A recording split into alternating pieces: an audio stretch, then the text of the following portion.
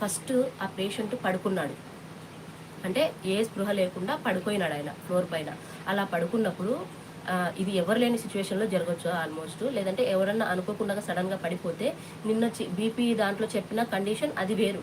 ఈరోజు చెప్తున్న కండిషన్ ఏందనంటే ఇలా ఎవరికైనా ఇట్లా ఫిట్స్ కానీ అలా ఏదైనా వచ్చి పడిపోయి ఉంటారు. పడిపోయినప్పుడు వెంటనే మీరు చేయాల్సింది ఏంది అనంటే ఫస్ట్ వాళ్ళని సుపైన్‌లో అంటే ఇట్లా వెల్లెలకలా పడిపోయి ఉంటారు కదా! ఈ వెల్లెలకల కాకుండా ఒక సైడ్‌కి తిప్పాలి. లెఫ్ట్ సైడ్ కానీ, రైట్ సైడ్ కానీ ఒక చేతి పైన పడుకునేలా వాళ్ళని తిప్పండి. తర్వాత వాళ్ళకి ఎటువంటి ఫుడ్ కానీ, వాటర్ కానీ అస్సలు ఇవ్వద్దు. ఓకేనా?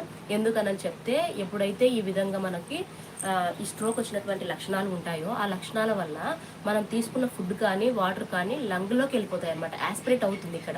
ఇక్కడ యాస్పిరేట్ అవుతే లంగ్‌లోకి వెళ్ళిపోయి ఆ ఫుడ్ కానీ, వాటర్ కానీ మనకి అరెస్ట్ అయిపోతారు పేషెంట్. ఓకేనా? అలా జరుగుతుంది. సో, పేషెంట్ పడుకున్నప్పుడు మీరు చేయాల్సింది ఏంటంటే వాళ్ళకి వాటర్ కానీ, ఫుడ్ కానీ ఏమి